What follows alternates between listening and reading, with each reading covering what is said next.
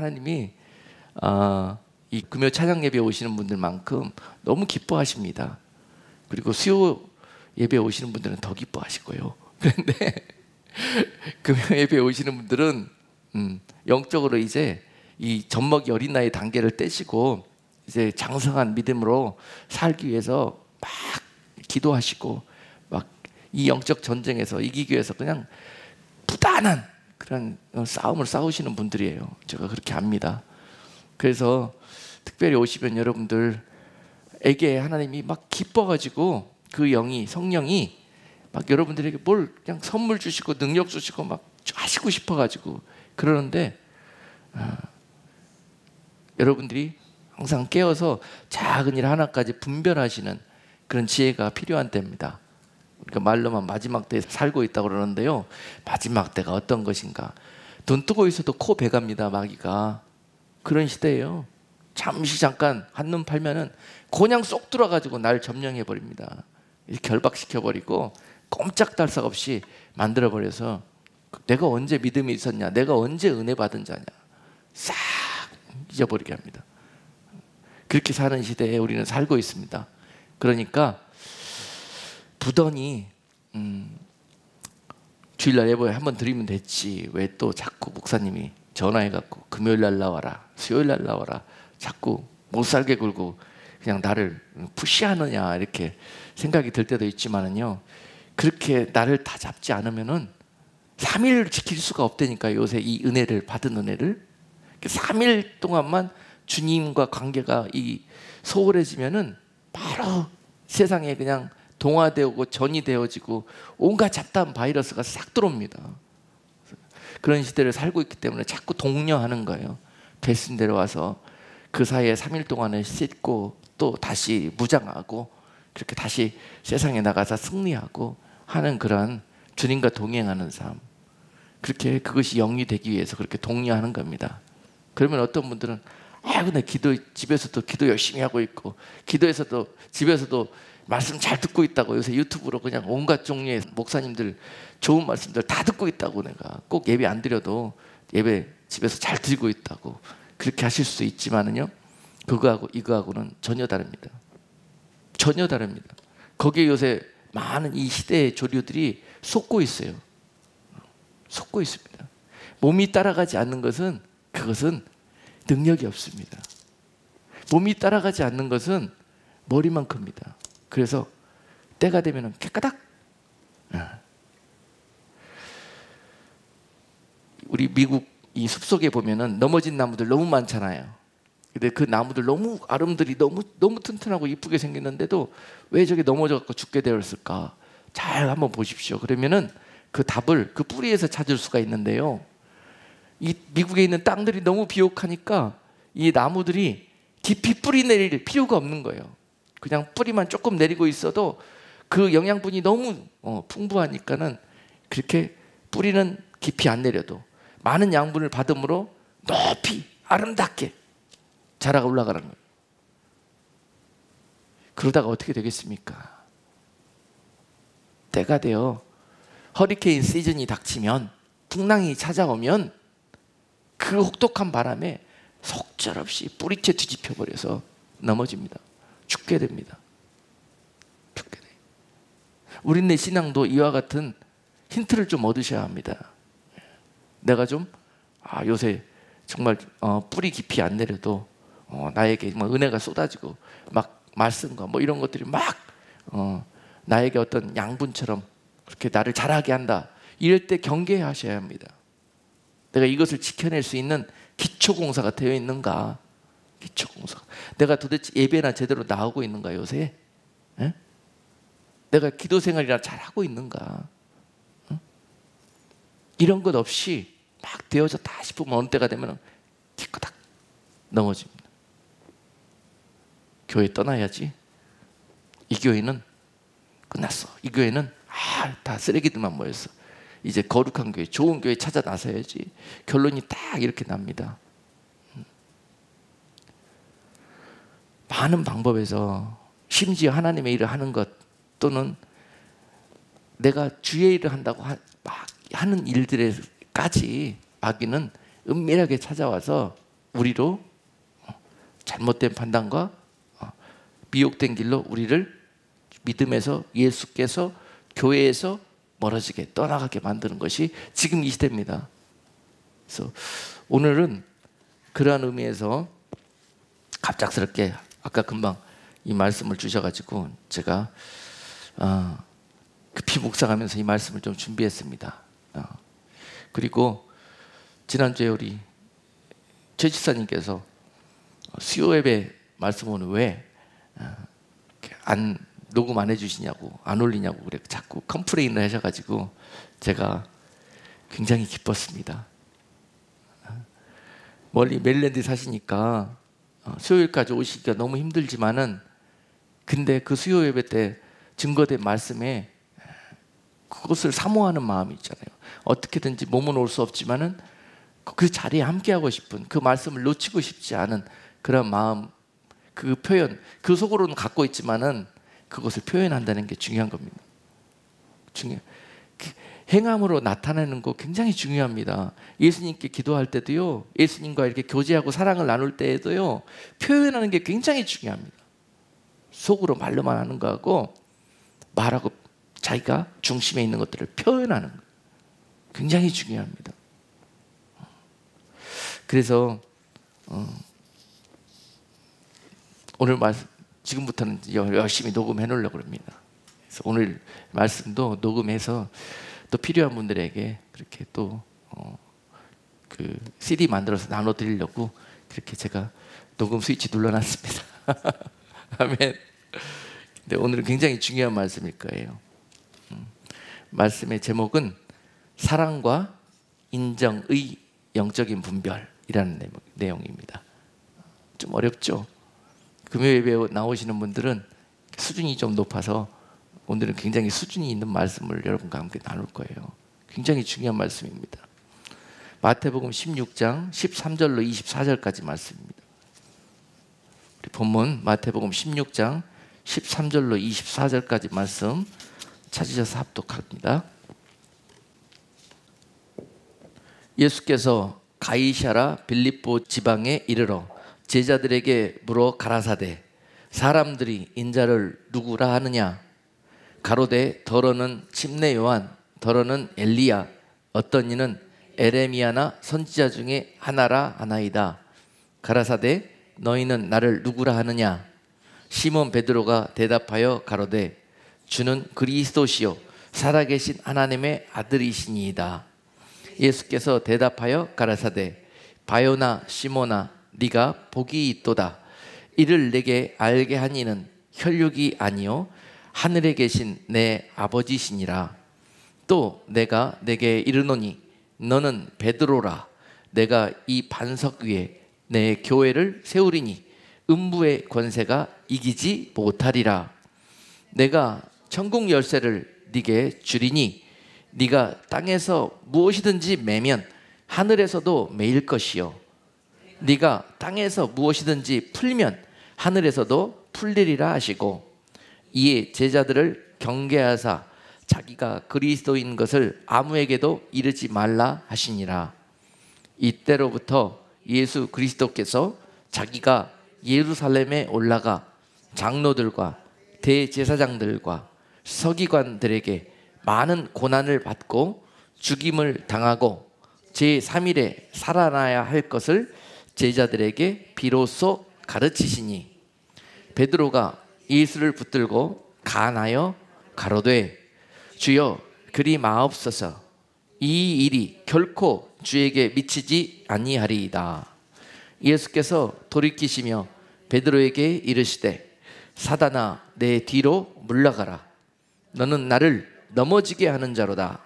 네가 하나님의 일을 생각하지 아니하고 도리어 사람의 일을 생각하는도다 하시고, 이에 예수께서 제자들에게 이르시되 아무든지 나를 따라오려거든 자기를 부인하고 자기 십자가를 지고 나를 쫓을 것이니라.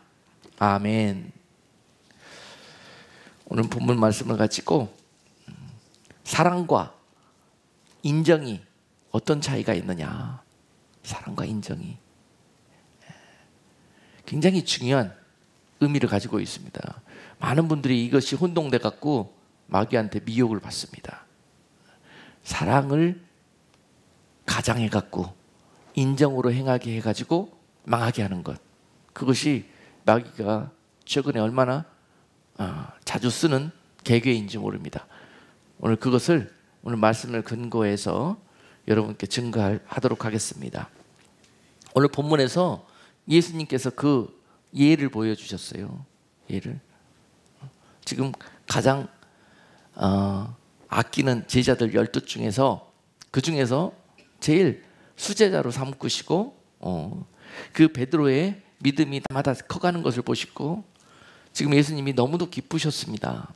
그리고 오늘 가이사랴 빌립보 지역에 도착해서는 거기서 제자들에게 꼭 한 가지 확인하고 싶으셨던 것이 있으셨어요.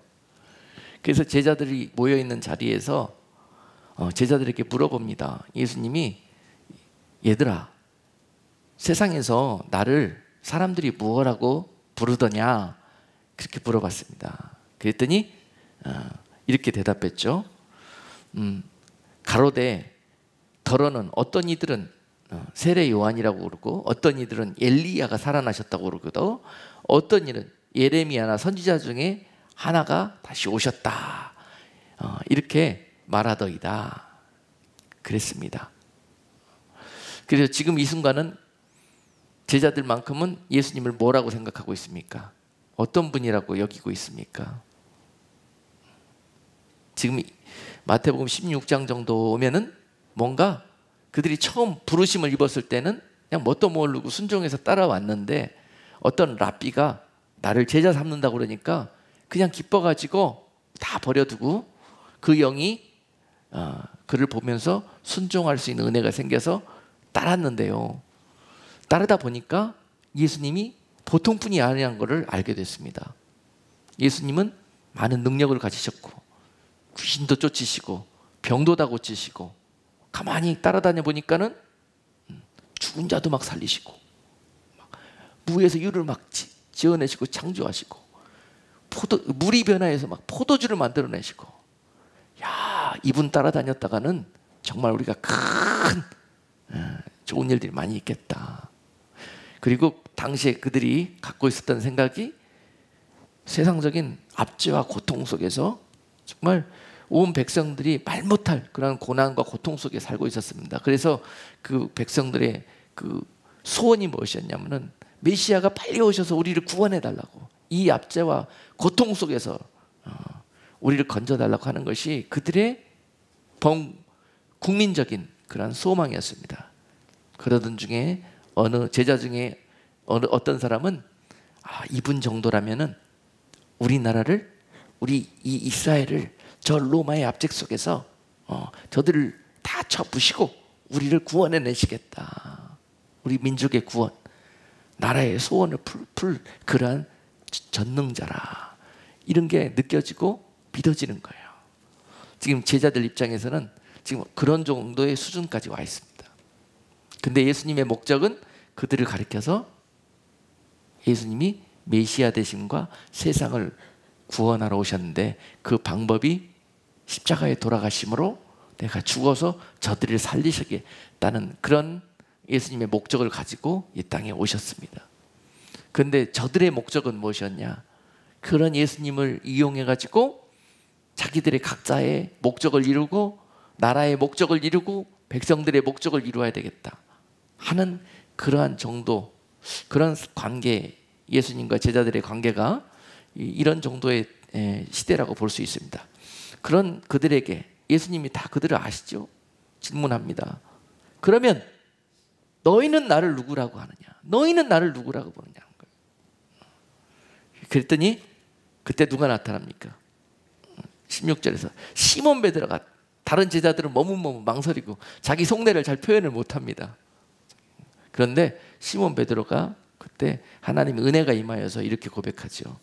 16절에서 시몬 베드로가 대답하여 가로되 주는 그리스도시요 살아계신 하나님의 아들이시니이다. 이렇게 고백하는데요.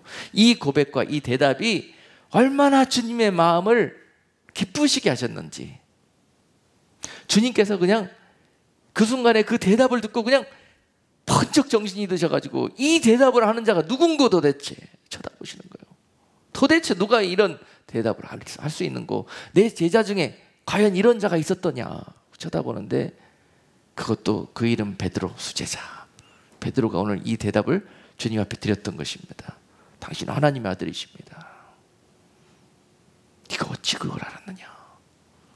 다른 이들은 나를 자기들의 목적에만 이용하려고 하고 있고 그런 수단으로만 보고 있는데 네가 어찌 하나님의 뜻을 알게 되었느냐 물어보는 거예요. 그러고 나서 그를 축복하십니다. 얼마나 기쁘셨는지. 너를 그 일을 알게, 그 사실을 알게 하니는 혈육이 아니요 하늘에 계신 내 아버지시니라. 하나님께서 너를 그렇게 알게 하셨다는 거예요. 네가 이제 자라났구나. 이제 믿음이 장성하고 내가 너에게 이 말을 할 수 있을 정도로 네가 이제 그때가 되었구나 라고 말씀하시면서 내가 네게 이르노니 너는 베드로라. 내가 이 반석 위에 네 교회를 세우리니 음부의 권세가 너를 이기지 못하겠고 너에게 천국의 열쇠를 주시겠다. 네가 풀면 다 풀릴 것이고 네가 닫으면 다 닫힐 것이라는 것입니다. 지금 예수님께서는 이 베드로를 보시면서 야, 이제 하나님께서 예수님을 세상에 보신 목적이 이루어지는구나 라고 너무 기쁘셨어요. 그리고 이들을 통해서 이루실 하나님의 나라를 보시는 겁니다. 이들을 통해서 이루실 구원의 역사들을 보시는 거예요. 예수님이 이제 때가 되는구나, 이제 되었구나. 그리고 베드로에게 이 말씀을 하십니다. 자, 21절에서 베드로에게 예수님이 이 세상에 오신 이유와 목적을 비로소 설명해 주십니다. 베드로에게 이제 말귀를 알아들을 수 있는 그런 그릇이 됐다 그렇게 보시고, 이때로부터 예수 그리스도께서 자기가 예루살렘에 올라가 장로들과 대제사장들과 서기관들에게 많은 고난을 받고 죽임을 당하고 제3일에 살아나야 할 것을 제자들에게 비로소 가르치시니. 지금까지 마태복음 4장에서 제자를 부르셔갖고 예수님은 그들에게 이 말씀이 하고 싶었던 거예요. 이 말씀을 가르치고 싶었던 거예요. 그러기 위해서도 귀신도 쫓아내고 병도 낫게 하고 죽은 자도 살리시고 물이 변하여 포도주도 만들고, 그러면서 믿음의 마음을 갖게 하시는 거예요. 저분의 말씀이 하나님의 말씀으로 믿어질 수 있도록 그런 방법들을 사용하셨던 것입니다. 그리고 이제 때가 되었다 싶어서 그들에게 하나님이 이 땅에 예수 그리스도를 보내신 목적에 대해서 설명하십니다. 너무너무 중요한 순간입니다. 그런데 방금 예수님이 하셨던 기대와는 달리 베드로가 그냥 그 순간 딱 나서면서 이렇게 대답을 합니다. 22절에서 베드로가 예수를 붙들고 간하여 가로되 주여 그리 마옵소서, 이 일이 결코 주에게 미치지 아니하리이다. 주여 그리 마옵소서, 이 일이 결코 주에게 미치지 아니하리이다. 이런 일은 절대 있으면 안 됩니다. 주님, 주여 그리 마옵소서. 지금 베드로가 그랬습니다. 항상 여러분께 강조하는 말씀이 있잖아요. 주여하고 그리 마옵소서는 같이 쓸 수 없는 단어예요. 주는 그런 의미입니다. 그는 우리의 주인이시기 때문에 주인에게 노 하는 종 보셨습니까? 그런데 예수님의 수제자인 베드로가 지금 그가 주여 부르는 그분에게, 다른 사람들은 아직도 라비어 부르고 있습니다, 예수님을. 근데 지금 베드로는 예수님을 주여라고 부르고 있습니다. 주여, 주여 그리 마옵소서. 간하여 가로되 그랬습니다. 간하였다는요, 이게 영어 성경에 보면은 rebuke라는 단어로 기록되어 있어요. 그 단어는 저주했다는 말입니다. 예수님이 하신 말씀을 정면으로 거부하고 거역하고 저주했다는 거예요. 그런 의미를 지금 베드로가 이 표현 속에 담고 있는 것입니다. 절대로라는 단어를 한 10번은 거기에 반복해서 썼을 거예요. 절대로 그런 일이 있으면 안 됩니다. 그렇게 하면 안 됩니다. 생각 바꾸세요. 주님, 이제 이 단계가 넘어가면 막 협박하겠죠. 정녕 그렇게 하신다면 우리 다 떠납니다. 우리 당신을 배신하겠습니다. 우리 당신을 팔 것입니다. 우리 뜻 안 받아준다면 이렇게 갈 것입니다. 자, 그런 그들에게 예수님은 어떻게 답하셨습니까? 예수님께서 23절에서 바로 바요나 시몬아 네가 복되도다. 그것을 알게 하시니까 하늘에 계신 하나님이시라고 너를 축복하면서 천국의 열쇠를 주시면서 너에게 반석을 삼아서 네 위에 교회를 세우시겠다고. 그렇게까지 방금 전에 베드로를 축복하시고 베드로를 인정하시고 사랑하셨던 주님께서 바로 그 후에 베드로에게 뭐라고 대답하셨냐면요, 베드로에게 이르시되 사단아 내 뒤로 물러가라. 너는 나를 넘어지게 하는 자로다. 네가 하나님의 일을 생각지 아니하고 도리어 사람의 일을 생각하는도다 하시고. 오늘 말씀의 핵심입니다. 오늘 말씀의 핵심이에요. 이것이 깨달아지는 분들이 오늘 말씀에 은혜 받은 분들입니다. 분명히요, 하나님은요 사랑과 인정을 구별하십니다. 지금 베드로가 두 번째 했던 행동에 대해서 어떻게 예수님이 방금 전에까지만 해도 그렇게 사랑스럽게 말씀하시던 예수님이 태도를 확 돌변해 갖고 사단이라고 그럴 수가 있습니까? 그렇잖아요. 그러나 하나님은 그러신 분이세요. 우리가 선으로 행할 때는 바 누구누구야 너무너무 복되도다. 바요나는 요나의 아들이라는 뜻입니다. 누구누구야 누구누구 집사야 권사야 네가 너무너무 복되도다. 내가 너를 반석 위에 세워 너로 교회를 삼으리라. 너에게 천국의 열쇠를 주어서 너로 통해서 하나님의 일들을 행하게 하리라. 이렇게 하셨다가도 그가 교만해지고 그가 이상해져 가지고 하나님의 일을 한다고 하면서도 하나님의 일들을 정면으로 가로막고 나섰을 때는 바로 사단아 내 뒤로 물러가라. 그렇게 그러시는 분이십니다. 근데 베드로 입장에서는 어떤 생각이 들겠어요? 도대체 혼란스럽습니다. 도대체 이제 금방까지 주여 주여라고 불렀다가 이 사람 믿어도 되는 사람이야? 따라도 되는 사람이야? 바로 시험이 찾아옵니다. 이 사람 혹시 잘못된 사람 아니야? 이상한 사람 아니야? 방금까지도 잘 하시더니 갑자기 왜 이러는 거야? 아직도 혈육으로 사는 사람들에게는 이런 생각이 듭니다. 아직 제자들은 혈육으로 살고 있는 거예요. 혈과 육으로 살고 있기 때문에 이런 생각이 왔다 갔다, 감정이 막 천차만별로 상황마다 바뀌면서 생각과 중심도 왔다 갔다 왔다 갔다. 그 대상이 누굽니까 지금? 육신으로 오신 하나님 아니십니까? 하나님의 백성들이, 하나님의 사람들이, 하나님의 제자들이 지금 그분 앞에서 이런 모습을 보이고 있는데요, 중요한 것은 그들이 이것을 분별을 못했기 때문에 그렇습니다. 하나님의 사랑과 사람의 인정은 다릅니다. 완전히 다릅니다. 사람의 일입니다. 사람의 일. 인정은 사랑의 작은 범주 안에 들어가지만은 그 인정이 어떨 때는 하나님의 사랑을 막아섭니다. 방해합니다. 오히려 공격합니다. 지금 이 사건처럼요. 그런 일들이 있단 말입니다. 이런 것들을 잘 분별하면서 제자의 길을 간다는 것, 사명자의 길을 간다는 것, 특별한 하나님의 은혜의 좁은 길을 간다는 것은 바로 이런 분별까지도 되는 자들이 끝까지 갈 수 있습니다. 도대체 헛갈리고 시험당하고 혼란스러워서 갈 수가 없어요. 좁은 길은 혈과 육으로 갈 수 없습니다. 이런 영적인 일들이 분별이 안 되면 끝까지 그 좁은 길로 갈 수가 없습니다. 아주 중요한 것입니다. 이 금요 예배 나오는 여러분들만큼은 그 길 걷고 사모하고 그리스도의 신부의 그런 아름다운 영광을 바라보면서 신앙생활 하시는 분들 아니십니까? 바로 그 길이 이런 길입니다. 그래서 오늘 이 말씀을 보면서 예수님의 입장을 한번 생각해 보십시오. 예수님 저와 여러분 너무너무 사랑하십니다.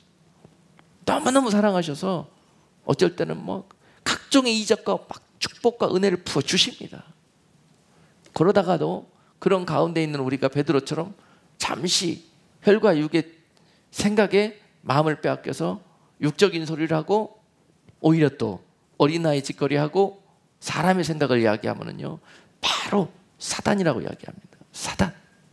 베드로가 사단이라는 소리가 아니고 지금 베드로가 사단에게 생각을 내주어서 사단이 베드로에게 들어와 베드로를 사용해서 예수 그리스도께서 많은 백성들을 구원하시러 가는 길을 못 가게 가로막고 있잖아요. 지금 이것이 사단이란 말이에요. 이것이 얼마나 베드로가 지금 큰일을 하고 있습니까? 사단을 위해서 지금 큰일을 하고 있는 것입니다. 오늘 말씀의 핵심에 우리가 경계를 삼고 조심하고 분별해야 된다는 거예요. 우리가 도대체 무슨 짓을 하고 있는가? 입으로는 주여 주여 부르면서 기도하고 있으면서 하나님이 지금 나로 인해서 또는 교회를 인해서 또는 지금 하나님의 사역을 통해서 행하신 일들을 주여 그리 마옵소서, 잘못하고 계십니다, 이렇게 할 수 있다는 거죠. 내가 거기까지 생각이 미치지 못하는 거예요. 깨닫지 못하는 거예요. 그랬을 때는 다른 제자들처럼 조용히 입이나 닫고 있으면은 사단이라는 소리 안 듣죠. 그렇죠. 그래서 오늘 이 시간을 통해서 사랑과 또 인정이라는 그러한 단어가 갖고 있는 의미, 이것을 우리가 잘 분별하고 사용해야 되겠다 하는 것입니다. 많은 분들이 이것을 헛갈려 하십니다. 헛갈려 하십니다.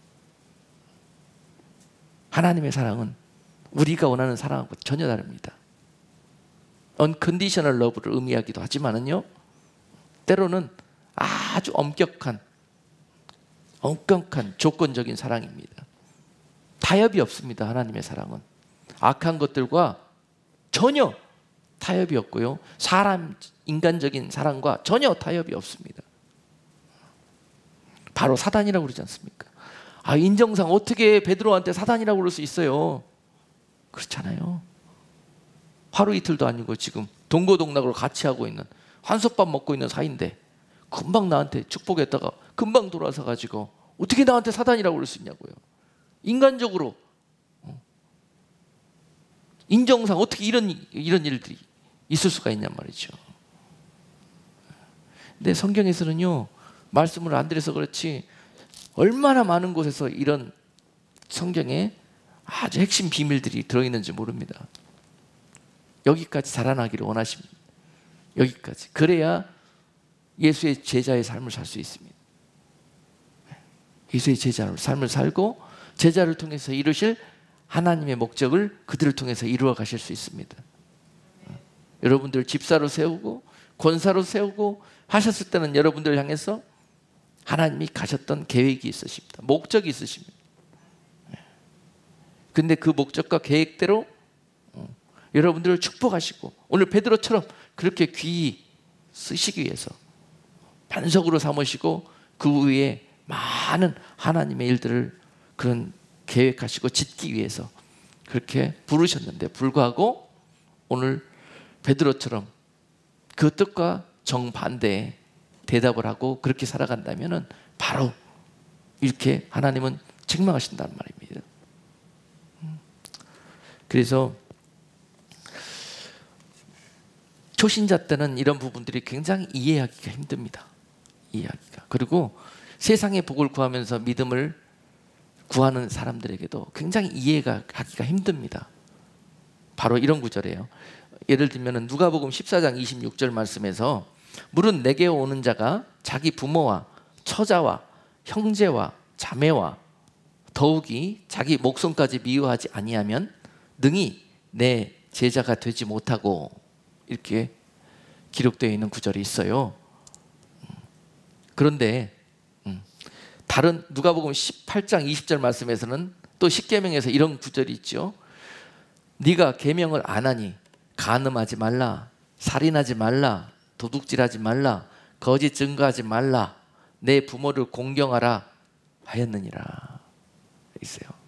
어느 구절에서는 내 부모를 잘 섬기고 공경하라고 말씀하셔놓고, 또 어떤 구절에서는 누가복음 방금 읽은 14장 26절 같은 구절에서는 무릇 내게 오는 자는 자기 부모와 처자와 형제와 자매와 더욱이 자기 목숨까지 미워하지 아니하면 능히 내 제자가 되지 못하겠다. 이해가 되십니까? 이해가 어떻게 되십니까?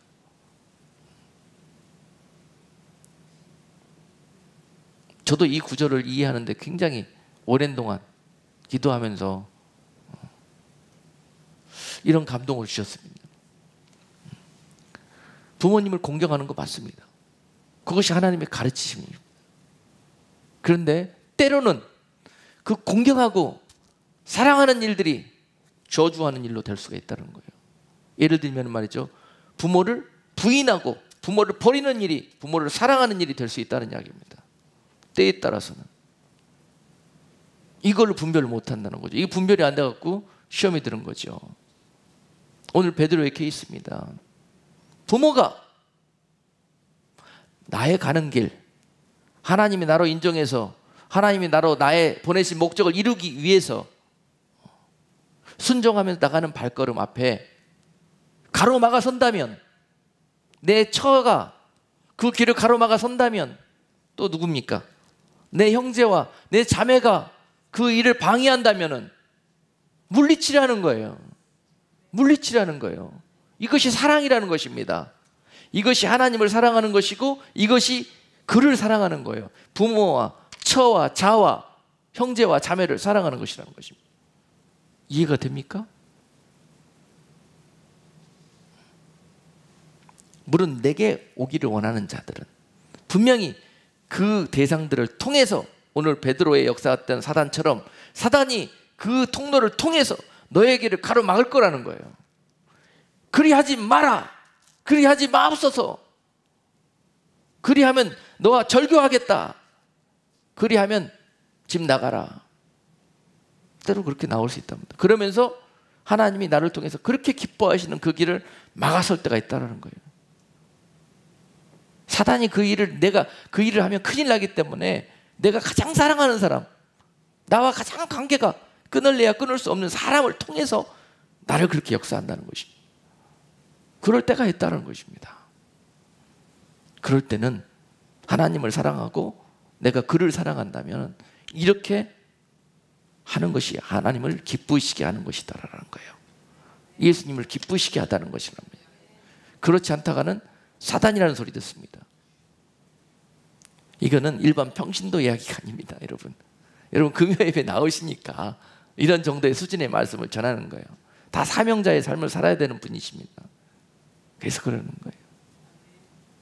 근데 이것으로 끝나는 것이 아닙니다.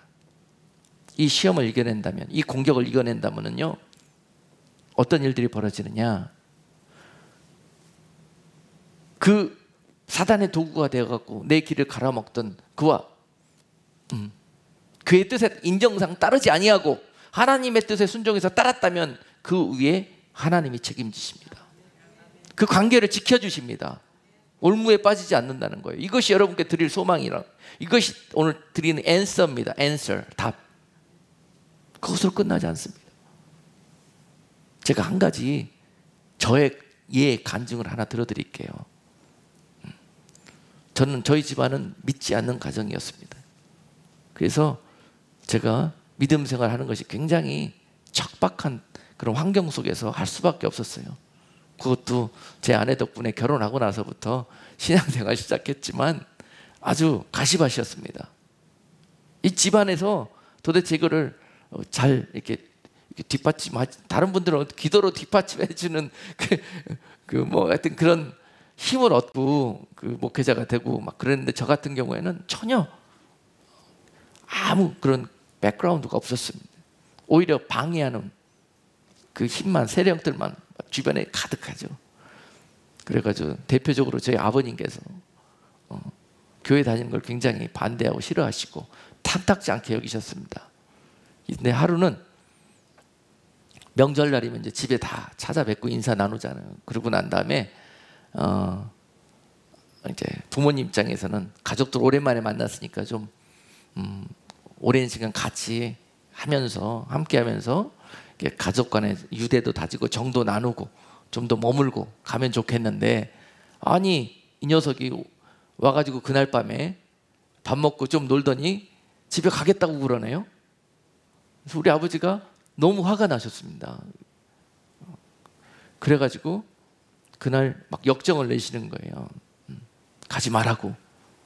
형님들도 왔고 또 오랜만에 집에도 왔는데 자지도 않고 가면 어떻게 하겠냐고.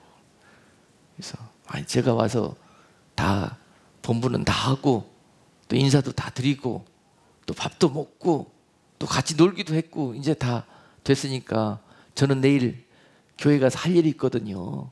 예배 드려야 되고 맡은 일이 많아서 가야 합니다. 가겠다 그러니까는요, 아버지가 대노를 하셔가지고 그날 그냥 작정하시고 저를 잡으려고 이제 그렇게 하시는 거예요. 그리고 난 다음에 결국은 오늘 가면은 이제 아들이 아니라고 이제 그렇게 망언을 내놓으시고 그냥 문 꽝 닫으시고 들어가 버리셨어요. 근데 그날 제가, 저에게는 그런 성품이었거든요. 저는 평생 살면서 부모님에게 이렇게 순종하는 그런 스타일이에요. 거역해보거나 또 대들어보거나 이런 적이 없었어요. 그런데 그날만큼은 내 마음속에서 그게 너무 힘들어요. 그래서 큰 방에 아버지 들어간 방에다 대고 아버지 저 갑니다. 그리고 옆에 있는 제 아내에게 괜히 그냥 큰 소리 치면서 빨리 가서 짐 싸라고, 당장 가자고 그래가지고 그날 밤에 짐 다 싸가지고 운전하고 집으로 갔습니다. 그 순간은 아마도 내 의지로 이걸 했다 그런 생각이 안 들어요. 그날 밤만큼은 내가 왜 아버지 뜻을 거역하고 그렇게 했을까 그런 생각이 지금도 곰곰이 들지만은, 그날 나로 그 말을 하게 하신 분이 바로 하나님이셨다 이런 생각으로 합니다. 아마 그날 제가 무릎 꿇었다면은요, 저는 주의 종이 되지 못했을 줄 생각합니다. 가족에 막혀서, 인정에 막혀서 결국 하나님이 나로 부르셔서 주의 종의 길로, 또 이 정말 막중한 사명의 짐을 짊어지고 지켜야 될 목적이 있는데요, 그 길을 가지 못했을 가능성이 많이 있습니다.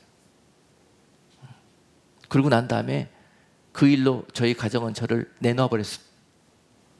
저놈은 부모 형제도 모르는 놈이다. 절교입니다, 절교. 목적과 생활과 삶이 의미가 다르기 때문에 그랬는데요, 그 일 이후로 3개월 후에 하나님은 아름답게 아버지와 제의를 하게 해주셨고, 또 그날 또 제 마음을 또 은혜를 주셔가지고 아버지 앞에 제가 사과를 드리고 용서해달라고 그러면서 제 상황을 또 마음을 다해서 설명해 드리고, 그리고 너무 죄송하게 됐다고 사과를 드리니까 용서해 주시더라고요. 그리고 저를 이해해 주시기 시작하시더라고요. 여러분, 부모를 버리면 끝장난다?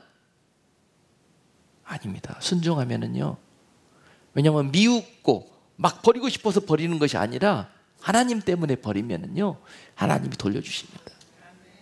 오늘 이 말씀 드리고자 간증 드린 거예요. 그리고 형제들과도 깨어졌던 그런 관계가 될 것 같았는데도 불구하고 그때부터 이해하기 시작한다는 거예요. 마음이 열려지면서 하나님이 그렇게 일하시더라고요. 아마도 오늘 우리가 방금 읽은 누가복음 14장 26절 말씀이 그런 의미가 아닐까 싶습니다. 물은 내게 오는 자는 자기 부모와 처자와 형제와 자매와 더욱이 자기 목숨까지 미워하지 아니하면 능히 내 제자가 되지 못하겠다. 마지막에는요, 내 목숨 지키려고 제자의 길 포기합니다. 하나님의 목적 포기하게 됩니다. 그래서 그것까지도 부인할 수 있어야 된다는 거예요. 부인하고 죽으려고 하면 어떻게 한다? 살려주신다는 거예요. 살려주신다는 거예요. 설령 안 살려주시면 어떻게 되느냐? 죽게 된다는 거예요. 그러나 그 죽음으로 끝나는 것이 아니라 하늘에서 아름다운 부활로, 영광의 부활로 영원히 살게 하신다는 거예요. 이것이 하나님의 나라입니다. 지금 여러분께 하나님의 나라에 그 너무너무 귀하고 복된 이 아주 성숙한 자들이 먹을 수 있는 그런 음식을 여러분께 나눠드리고 있는 거예요. 그래서 오늘 이 말씀과 아까 네 부모를 공경하라는 말씀이 똑같은 겁니다. 하나님의 성령은요, 다른 말씀을 여기에 기록하고 또 다른 말씀을 여기에, 전혀 다른 말씀을 기록하시는 분이 아니십니다. 다 같은 의미입니다. 때에 따라서는 이렇게 하는 것이 사랑이요, 때에 따라서는 거역하는 것이 사랑이 될 수 있다는 거예요. 내 안에서 사단이 역사하고 있을 때는 강하게 그것을, 사단의 역사를 거역할 줄 아는 사람이 하나님을 사랑하는 자요, 부모를 사랑하는 자입니다. 나와 목사님하고 그래도 이런 관계인데, 그래도 이런 사이가 아닌데, 그러나 목사님한테 사단이라는 소리 들을 수 있습니다. 사단이라는 소리. 그 관계가 돼야 됩니다. 그것이 사랑인 거예요. 사랑, 신뢰. 그 즉시 사단이 떠나갑니다. 사단이 떠나가요. 정체가 드러났잖아요. 은밀하게 찾아와가지고 내가 가장 사랑하는 사람을 통해서 나의 발목을 잡습니다. 나를 거꾸로 틀리려 합니다. 인정을 통해서. 인정을 사용합니다. 사단은 사랑이라는 미명으로 인정을 사용합니다. 그랬을 때는 자르라는 거예요. 그러면 지켜진다는 거예요. 이것이 사랑과 인정의 차이입니다. 너무 어려운 개념인데 제가 잘 설명을 하고 있나 모르겠습니다. 이해가 되십니까? 인정으로 하나님의 나라는 갈 수 없습니다. 다 망합니다. 다 망해요. 그래서 때에 따라서는 사랑 없다는 소리 들을 수 있습니다. 때에 따라서는. 그러나 한참 지나고 오면은 그것이 사랑이었다는 것을 알게 됩니다. 나한테 그럴 수가 있어. 너무 서운하다. 너무 원망스럽고 너무 믿고. 그렇지만 나중에 지나고 오면은요, 그것이 사랑이라는 걸 알게 됐고요, 그 반대로 행했을 때는 나를 사랑하는 것처럼 느껴졌는데 알고 봤더니 그가 나를 망하게 하는 것입니다. 목회자가 돼갖고 자기의 양들이, 맡겨진 양들이 똥 바르고 여기저기 돌아다니고 있는데 그거 그러고 다니라고 그냥 놔두는 거예요. 그게 사랑입니까?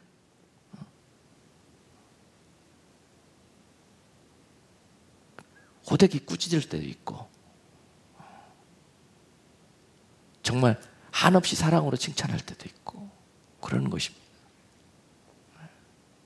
너무도 안타까운 것이 요새 많은 사람들이 그런 이 속임수와 미혹에 너무너무 무방비 상태로 그냥 쏠려다닙니다. 여러분, 부모와 엄마와 자기 친엄마와 이모가 어떻게 같을 수 있습니까? 그죠? 이모가 싫은 소리 합니까? 이모는 어떻게든지 오랜만에 한 번씩 와가지고 내 마음, 그리고 또 좋은 관계 맺고 가려고 그렇게 하죠. 사탕도 주고 돈도 주고 칭찬도 많이 해주고, 너무너무 우리 엄마보다 우리 이모가 내 엄마였으면 좋겠다, 이런 생각 너무너무 많이 나죠. 근데 이모는 이모고요, 엄마는 엄마입니다. 엄마이기 때문에 그러는 거예요. 인정하십니까, 여러분? 네. 교회에서도 그렇습니다. 여러분, 목자들 마음 아프게 하면 안 됩니다. 목자들, 담임 목사님들, 그분이 여러분들의 현재 맡겨주신 영적인 부모님입니다. 그렇습니다. 그 분명한 사실인데 요새 세상은, 사단은 많은 통로를 통해서 그렇지 않다고 이야기합니다. 제가 목회 초기에 그걸 저는 당연히 그렇다고 생각했거든요. 성도들과 목자의 관계는 그렇다고 생각했습니다. 그래서 그런 관계 속에서 목회했습니다. 그러다 보니까 많은 어려운 일들과 아픔이 생기더라고요.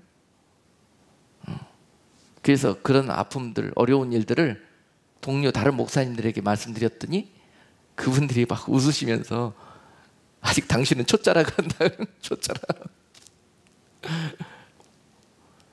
목사님만 그런 생각하고 있지요. 성도들 중에 당신을 부모라고 생각하는 사람 하나도 없습니다. 그러는 거예요.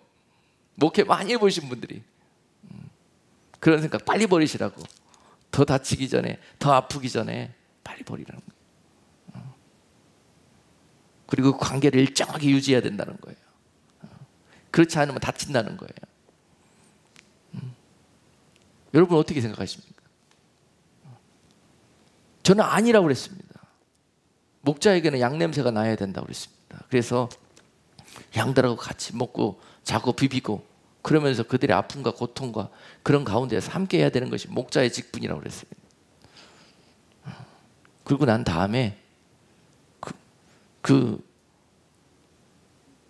양들 또 그 사이에 있는 염소들 통해서 엄청난 아픔과 시련과 해프닝들을 겪으면서 마지막에는 교회를 쫓겨나오게 될 때 그런 생각이 들더라고요.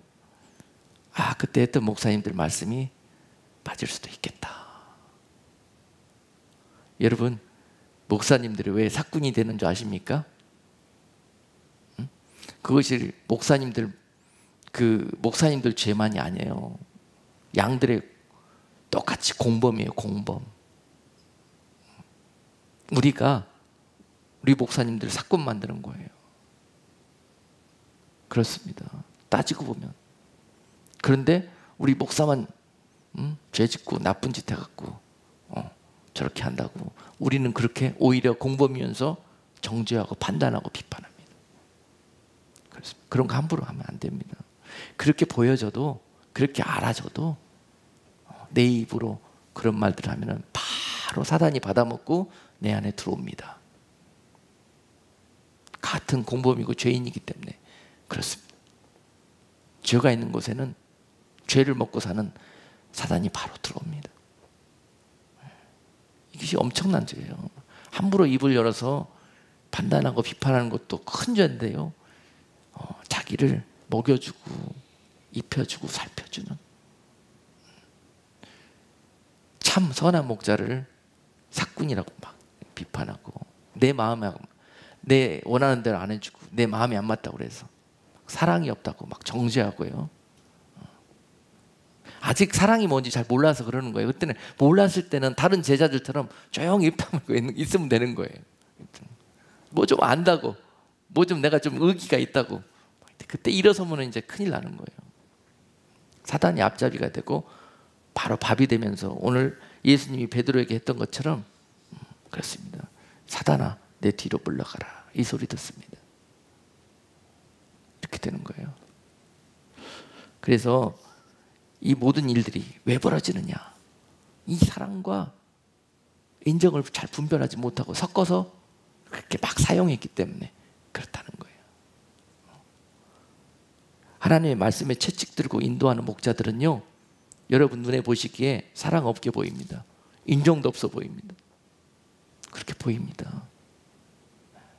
그렇기 때문에 이 단에서 말씀을 들고 설 때에는 타협이 없습니다.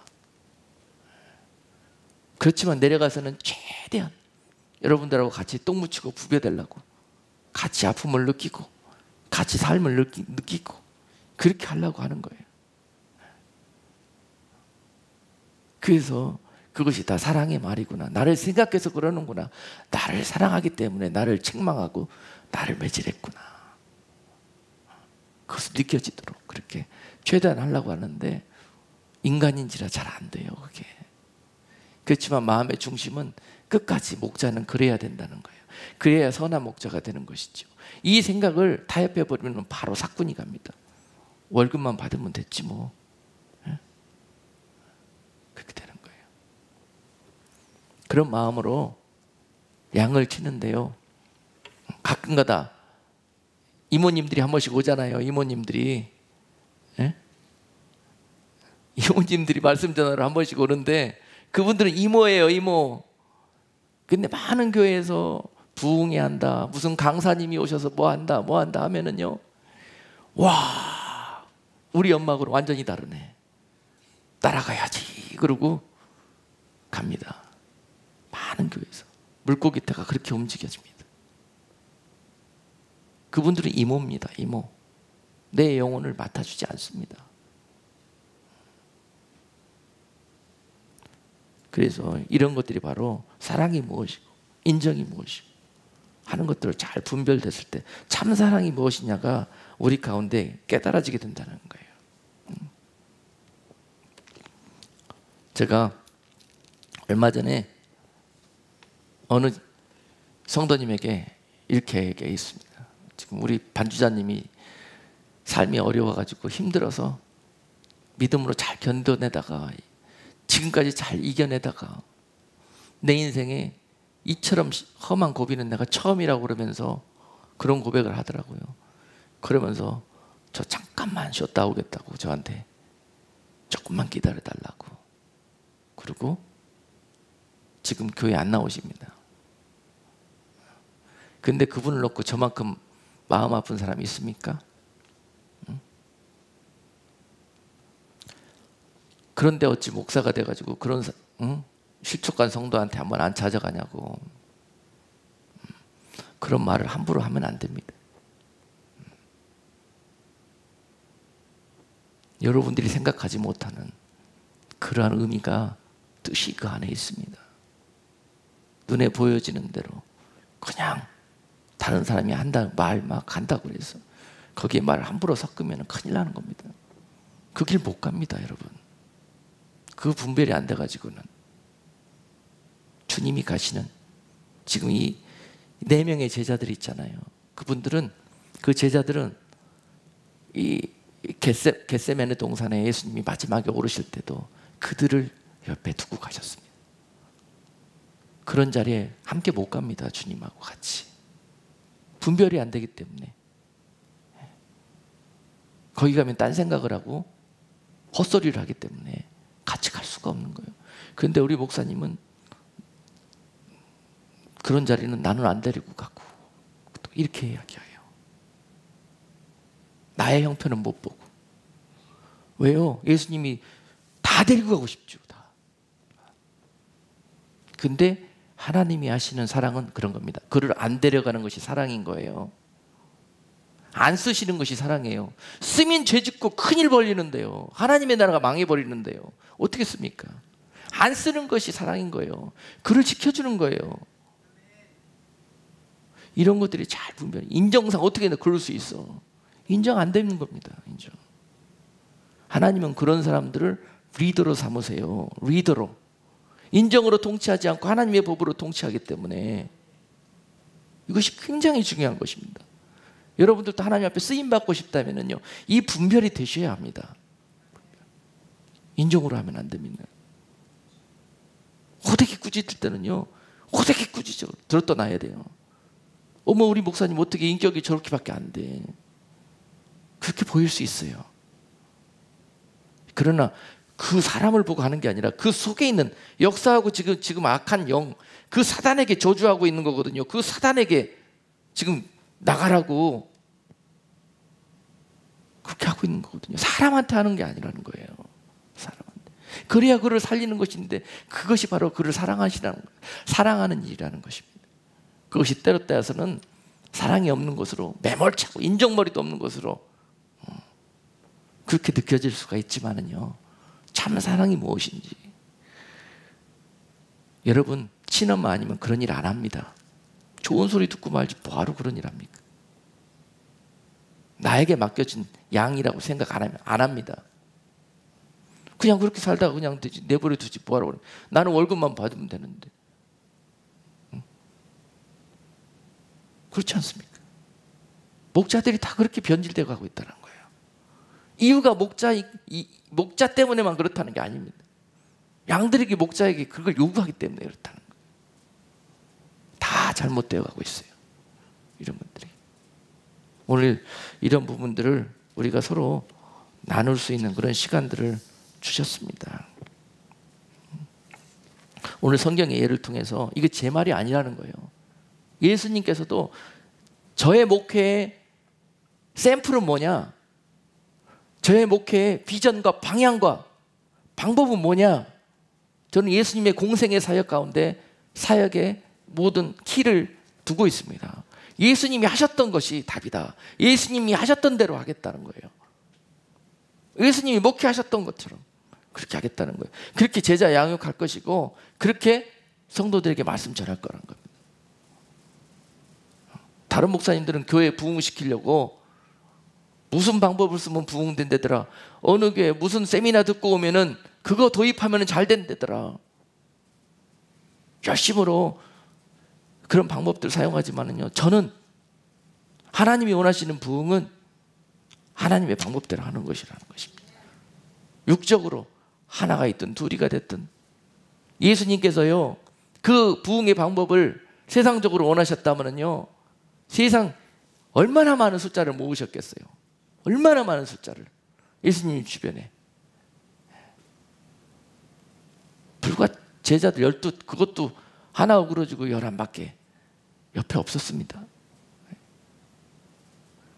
바로 그것이 하나님이 하시는 방법이라는 것입니다. 베드로라는 반석을 세우시고 그곳에 기초에서 교회를 세우시고 그 교회에서 하나님이 이러한 하나님의 방법으로 하나님의 목회를 하실 것입니다. 교회는 본질이 여기에서부터 출발해야 됩니다. 본질이. 그랬을 때 그것이 세상의 조리와 맞지도 않고 때로 미련하게 보이고 사랑도 없어 보이지만은 거기에 하나님의 참 사랑의 역사가 영혼 구원의 역사로 정말 하나님이 찾으시는 참 제자들이 그곳에서 양육되어지고 세워지는 그런 놀라운 역사, 그리고 그들을 통해서 이 마지막 때 사마리아 땅끝과 온 열방이 바로 하나님께 돌아오고 복음이 전파되는 그런 역사가 있게 될 것입니다. 그래서 오늘 예수님이 그렇게 간절하게 제자들을 통해서 그렇게 고백하는 제자를 한 사람 찾기를 원하셨는데 지금 찾았다가 그것이 어그러져 가지고 상한 심령 대신 예수님의 그 마음을 한번 헤아려 보십시오.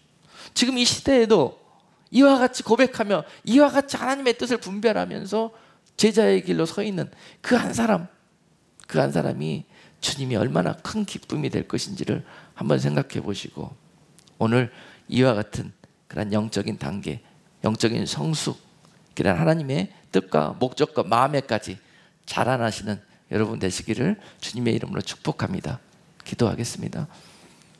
거룩하신 하나님, 오늘 바로 예수님께서 사단이라고 말씀했던 자가 바로 저였습니다.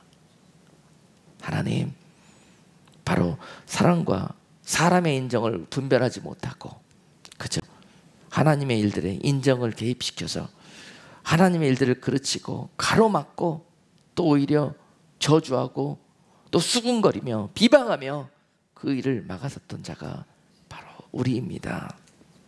하나님, 그러나 오늘 다시 한번 주님의 이 말씀에 힘입어서 이제로 완전히 변화된 베드로의 모습처럼 이제 사단의 모습으로 사는 것이 아니라 하나님의 성령에 의해서 쓰임받고 인도받고 또 하나님의 뜻을 이루는 그런 복된 도구로 내 인생이 아버지 앞에 드려지기를 원합니다. 주여, 오늘 죽으려 하는 자는 살게 될 것이고 또한 나를 따라오려거든 너희가 자기를 부인하고 십자가를 지고 나를 쫓을 것이라고 말씀하셨습니다. 오늘도 내 안에서 내가 인정으로 사랑을 둔갑해서 행하면서 주님의 영광을 차지하려고 하고 내가 많은 사람들에게 사랑이 있는 것처럼 그렇게 해서 주님의 사랑을 가로채려고 했고, 주님, 우리가 참 무자비하게 하나님의 나라를 가로막았던 그 원흉이라는 거 오늘 기도하는 가운데 깨닫게 하시고 한번 다시 힘을 내서 하나님의 나라와 영광과 의를 위하여 남은 인생 살아가는 복된 자들 되게 해 주시옵소서. 예수 그리스도 이름으로 기도하옵나이다. 아멘.